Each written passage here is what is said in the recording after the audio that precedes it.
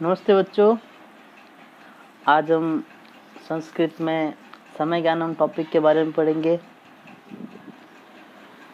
बच्चों, समय ज्ञानम टॉपिक मैंने अभी आपको पर्यायवाची शब्द पढ़ाया था और उससे पहले हमने संख्यावाची शब्द पढ़े थे। तो वो जो संख्यावाची शब्द हमने इसलिए पढ़े थे ताकि हम समय ज्ञानम जो टॉपिक है वो आराम से कर पाए। आप जानते हैं कि समय जो है वह हमेशा गिनती के रूप में चलता है, जैसे 5:10, 11 मिनट, 12 मिनट। और हमें संस्कृत में गिनती आना बहुत ज़रूरी है, इसलिए हमने सबसे पहले संख्यावाची शब्द यानी गिनती सीखी और अब हम समय ज्ञानम के बारे में पढ़ने जा रहे हैं। तो देखो, संस्कृत में समय ज्ञानम सबसे पहले यहाँ पे लिखा हुआ है पूर्ण समय के लिए। मतलब मैं यहाँ ये बता रहा हूँ कि आपको संख्यावाची शब्द के बाद में क्या चीज़ लगानी है कि संस्कृत का समय बन जाएगा। तो जब पूर्ण समय यानी 1 बजे या 2 बजे, 3 बजे, 4 बजे पूर्ण समय, उसके लिए हमेशा वादनम लिखा जाता है। वैसे वादनम तो हर समयवाची शब्द के पीछे आएगा। फिर देखिए सवा यानी जब 1:15 हो चुके तो 15 मिनट जो ऊपर होते हैं उनको बोलते हैं सवा। उसको संस्कृत में कहा जाता है सपाद। फिर तीसरा है साढ़े। जब 30 मिनट ऊपर हो जाते हैं किसी समय के बाद में तो उसको साढ़े कहा जाता है और उसको संस्कृत में कहते हैं सार्ध। चौथा है पौने। जब बजने में कोई भी, जैसे 12 बजने के अंदर 15 मिनट बाकी है तो हम ये बोलेंगे 11:45। वो हो गए 11:45, ठीक है, उसको बोलेंगे 11:45। तो पौने को संस्कृत में कहते हैं पादोन और मिनट को संस्कृत में कहा जाता है पल। तो अब हम सबसे पहले देखते हैं पूर्ण समय।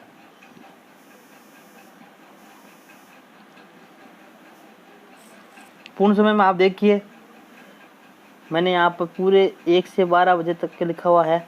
तो उस पर आप देखिए 1 बजे को संस्कृत में बोलेंगे एक वादनम। 2 बजे को कहा जाएगा द्विवादनम। 3 बजे को कहा जाएगा त्रयवादनम। 4 बजे को, क्योंकि चतुर् शब्द में विसर्ग होता है इसलिए विसर्ग का र बनेगा और ये होगा चतुर्वादनम। ये हमेशा आपको ध्यान रखना है। 10वीं क्लास वाले भी इसमें गलती करते हैं तो आपको बहुत ध्यान रखना पड़ेगा इस चीज़ का। तो चतुर्वादनम शब्द है। आगे देखिए 5 बजे तो उसको बोलेंगे पंचवादनम। 6 बजे तो उसको बोलेंगे षड्वादनम। 7 बजे उसको कहा जाएगा सप्तवादनम। 8 बजे उसको कहेंगे अष्टवादनम। 9 बजे उसे कहेंगे नववादनम। 10 बजे उसे कहा जाएगा दसवादनम। फिर आगे है 11 बजे को हम कहेंगे एकादश वादनम। 12 बजे उसको कहेंगे हम द्वादश वादनम। तो इस प्रकार से आपने देखा होगा पूर्ण समय 1 से लगा के 12 बजे तक का हमने लिखा। और उसमें हमें क्या करना है, हमें 1 से 12 तक की गिनती लिखनी है और उसके बाद वादनम लगा देना है। तो एक वादनम, द्विवादनम, त्रयवादनम, चतुर्वादनम, पंचवादनम, षड्वादनम, सप्तवादनम, अष्टवादनम, नववादनम, 10वादनम, एकादशवादनम और द्वादशवादनम। ये हो गया। अब हमारे सामने दूसरा है सवा यानी सपाद। और सपाद आप जानते ही है 15 मिनट ऊपर। तो यहाँ पर मैंने उसके 5 उदाहरण लिखे हुए हैं। देखिए आप 1:15, 2:15, 3:15, 4:15 और 5:15।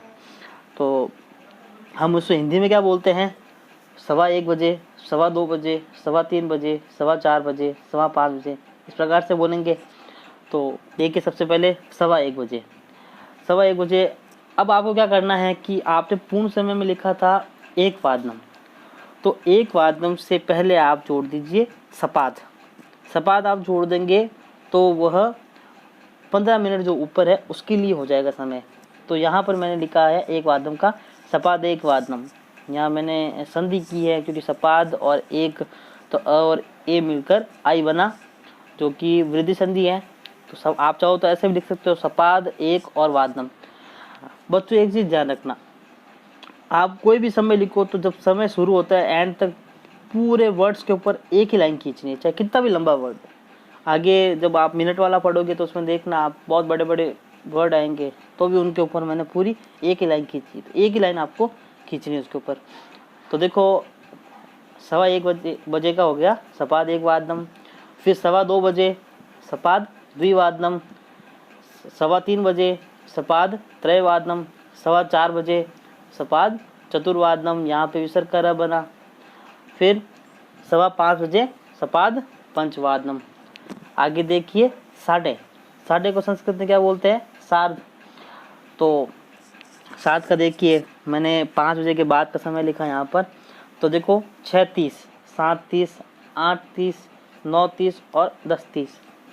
उसको देखिए 6:30 यानी 6:30 बजे हैं, तो उसको संस्कृत में बोलेंगे। अब आपको देखो हमने पूर्ण समय के आगे सपाद लगाया था, उस सपाद को हटा के हमको सार्ध लगा देना है, ज़्यादा कुछ नहीं करना है, बहुत सरल है। सार्ध लगा दिया सपाद को हटा के, तो सार्ध षड्वादनम यानी 6:30 बजे हैं, सार्ध सप्तवादनम 7:30 बजे है, सार्ध अष्टवादनम 8:30 बजे है, सार्ध नववादनम 9:30 बजे हैं, और सार्ध 10 वादनम यानी 10:30 बजे हैं। अब आगे हमारे पास है पौने। पौने को संस्कृत में कहते हैं पादोन। उसमें आप देखिए मैंने जब भी ये टॉपिक पढ़ाया है पौने वाला, तब होशियार से होशियार बच्चे ने भी गलती की है। 11:45 तो उसे बोलेंगे 11:45 बजे हैं। तो आप लोगों को मतलब जब 45 शब्द आता है तो उसके बाद में, जैसे यहाँ पर मैंने लिखा है 7:45, इसका मतलब 8 बजने वाले हैं, 8 में 15 मिनट बाकी है। और वैसे हम उसको हिंदी में बोलेंगे तो 7:45 बजे हैं। तो कई बच्चे ये गलती कर देते हैं कि जैसे 7:45 लिखा हुआ है तो आगे तो वो पादोन लगा देते हैं, लेकिन उसके बाद में वो लिख देते हैं सप्त, तो पादोन सप्तवादनम यानी 7:45 बजे। और 7:45 को तो 6:45 कहा जाएगा। इसलिए आप चाहो तो इस वीडियो को बार बार रिवाइंड करके समझ लेना, लेकिन गलत मत करना। 10वीं वाले भी इसमें गलती करते हैं, आप गलती नहीं करेंगे इसके अंदर। तो चलो देखो 7:45 यानी 7:45 बजे हैं, तो उसको हम लिखेंगे पादोन अष्टवादनम यानी 7:45 बजे हैं। 8:45 तो 8:45 बजे हैं, पादोन नववादनम। 9:45 यानी 9:45 बजे है, पादोन 10 वादनम। 10:45 यानी 11:15 बजे है, तो पादोन 11 वादनम। 11:45 यानी 11:15 बजे है, तो पादोन 12 वादनम। और 12:45 यानी 12:45 बजे है, तो पादोन 1 वादनम। तो इस प्रकार से आप लोगों को हमेशा ध्यान रखना है कि जब भी 45 हो किसी पूर्ण समय के बाद में, जैसे 6:45 है तो वो 6:45 बज रहे हैं, 12:45 है तो वो 12:45 बज रहे हैं, 9:45 है तो वो 9:45 बज रहे हैं। तो इस प्रकार से आपको याद रखना है। अब इसी टॉपिक के अंदर हम पढ़ने वाले हैं मिनट के बारे में। मिनट जो होता है वो काफ़ी बच्चों को थोड़ा कठिन लगता है, हालांकि इतना कठिन नहीं है, लेकिन जो बच्चा जो है 60 तक की गिनती याद नहीं कर पाता, उसके लिए ये कठिन होता है। बाकी अगर आपको गिनती याद है तो आप जो भी इंस्ट्रक्शन दे रखे हैं उनको फॉलो करते हुए ये समय आराम से बना सकते हैं, लेकिन वो नहीं बना पाते हैं क्योंकि उनको गिनती याद नहीं होती है। तो आपको गिनती याद करना बहुत ज़रूरी है। तो चलो देखो मिनट, तो संस्कृत में मिनट को कहते हैं पल। ऐसा समय जिसमें कुछ मिनट ज़्यादा या कम हो रहे हो, तो उसके लिए हम पल शब्द का प्रयोग करते हुए समय लिखेंगे, हम वहाँ पर पल का प्रयोग करेंगे। अभी जो हमने पीछे पढ़े हैं तो पीछे में तो हमने ऐसे समय देखे जिसमें 15 मिनट, 30 मिनट और 45 मिनट ऊपर हो रहे हैं, लेकिन अब 15 से 16 हो जाए, 30 से 31 हो जाए, तो उसको कैसे लिखेंगे वो इसमें सीखेंगे हम। यदि मिनट अधिक हो रहे हैं तो हम संस्कृत शब्द अधिक शब्द का प्रयोग करेंगे। जैसे 7:12, तो 12 मिनट अधिक हो रहे हैं तो 7:12 हम ऐसे बोले हैं। और कम है, जैसे 9 बजने में 10 मिनट कम है, तो उसके लिए हम न्यून शब्द का प्रयोग करेंगे संस्कृत में। संस्कृत में मिनट को हमेशा पहले लिखा जाता है, इसका आप बहुत ज़्यादा ध्यान रखेंगे। संस्कृत में मिनट को पहले लिखा जाता है। अगर मैं इसको आपको हिंदी में समझाऊं तो जैसे 7:12 हुए, ये हिंदी शब्द है, तो आप संस्कृत में उसको ऐसे लिखा जाएगा 12 मिनट हुए हैं 7 बजकर। इस प्रकार से आप देखिए बिल्कुल उल्टा है हिंदी से, मिनट को पहले और पूर्ण समय को बाद में लिखा गया है। तो देखिए आप उदाहरण, यहाँ मैंने कुछ उदाहरण दे रखे हैं, वो आप समझना। 1:14, तो पहले आप मिनट लिखेंगे, उसके बाद में पूर्ण समय जो हुआ है उसे, 14 को संस्कृत में बोलते हैं चतुर्दश, ठीक है। अब इसमें 1:14 यानी अधिक हुए, 1 से 14 मिनट अधिक हो चुके हैं। तो मैंने आपको बताया था कि उसमें आप अधिक शब्द का प्रयोग करेंगे। तो यहाँ पे देखिए 14 को संस्कृत में बोलते हैं चतुर्दश। अब चतुर्दश हो गया, उसके बाद में पल, मिनट को क्या बोलते हैं? पल, क्योंकि मिनट ऊपर हुए हैं तो पल, और हमें अधिक हुए हैं इसलिए अधिक शब्द का प्रयोग करना है। तो पल के साथ मैंने अधिक शब्द लिखा है, तो शब्द बन गया पलाधिक। यहाँ पर दीर्घ स्वर संधि हुई है, तो चतुर्दश पलाधिक, और बचे कितने? 1, तो 1 वादनम। ये आपको याद रखना है। वापस देख लीजिए एक बार दूसरा उदाहरण, उसमें आप ध्यान से समझिए। 5:26 हुए, तो हमें सबसे पहले मिनट लिखना है, उसके बाद पूर्ण समय। तो मिनट हुए हैं 26, तो सबसे पहले 26 को संस्कृत में क्या कहते हैं? षड्विंशति, तो हमने लिखा षड्विंशति। फिर मिनट को बोलते हैं पल, तो हमने लिखा पल, और साथ में अधिक हुए हैं 5:26 अधिक हुए इसके, तो हम पलाधिक शब्द लिखेंगे। और कितने बजे? 5, तो पंचवादनम। 7:10, तो देखिए कितने मिनट ऊपर हुए? 10, तो इस टाइम लिखेंगे 10, फिर बाद मिनट को बोलते हैं पल, तो 10 पल, और उसके बाद में अधिक, तो 10 पलाधिक। और कितने बजे थे? 7, तो सप्तवादनम। आगे देखिए 8:20 हुए, तो 20 मिनट ऊपर हुए हैं, 20 को संस्कृत में कहते हैं विंशति। फिर बाद में मिनट अधिक हुए हैं, तो पलाधिक, विंशति पलाधिक, और कितने बजे थे? 8, तो अष्टवादनम।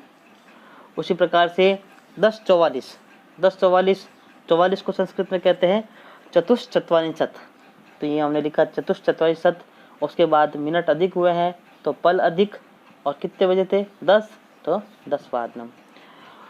12:31, 31 को संस्कृत में बोलते हैं 1:63, तो 1:63 लिखा हमने। फिर मिनट अधिक हुए हैं, तो पलाधिक, 12 वादनम, यानी 12 बजे। अब देखिए 3 उदाहरण मैंने आपको न्यून के दे रखे। आप चाहो तो यहाँ पर न्यून शब्द का प्रयोग ना करके अधिक शब्द का भी प्रयोग कर सकते हो, वो आपके ऊपर है। लेकिन न्यून जब आप करने वाले हो तो उसमें बहुत अधिक ध्यान रखना पड़ेगा। जैसे आपने पादोन में ध्यान रखा था, वैसे वैसे इसमें भी ध्यान रखना पड़ेगा। जैसे समय देखिए यहाँ पर 10:59 हुए। अब मैं यहाँ पर न्यून शब्द का प्रयोग करने वाला हूँ। ये अगर आपको समझ में नहीं आया तो आप अधिक वाला ही कीजिएगा। अगर आप न्यून करेंगे और अगर आपने गलत किया तो फिर बाद में आप समझ लीजिए पूरा ही गलत हो जाएगा वर्ड। इसलिए आपको समझ में आए तो ये करना है। ये जिसको ज़्यादा गिनती याद नहीं होती ना, उसके लिए है। तो चलो देखो 10:59 मतलब 11 बजने में 1 मिनट बाकी है। तो न्यून यानी बाकी है, कितना मिनट बाकी है? तो 1 मिनट, तो 1 पल न्यून यानी 1 मिनट कम है। अब यहाँ पर आपको 10 लिख दिया आपने, यदि 10 वादनम, तो ये गलत हो जाएगा, क्योंकि आपने न्यून लिखा हुआ है। 1 मिनट कम है, किस में कम है? 10 में नहीं, बल्कि 11 में 1 मिनट कम है, इसलिए आप यहाँ पर लिखेंगे 11 वादनम। फिर देखिए 8:55, ठीक है। तो 8:55 कितने मिनट कम है? 9 में 5 मिनट। तो देखिए पंचपल न्यून यानी 5 मिनट कम है, किसमें? 9 बजे में, तो 9 वादनम। उसी प्रकार से 5:50 यानी 6 में 10 मिनट कम है, तो 10 पल न्यून यानी 10 मिनट कम है, 6 वादनम यानी 6 बजने में। तो इस प्रकार से आप अधिक या न्यून शब्द का प्रयोग करते हुए जब सवा, सार्ध और फादोन से समय अधिक हो गया तो वहाँ पे आप कर सकते हैं। अब देखिए इस वीडियो के बाद में मैं आपको सभी समय से संबंधित आपको 5-6 प्रश्न दूंगा और आपको करने हैं और मुझे चेक करवाने हैं। धन्यवाद।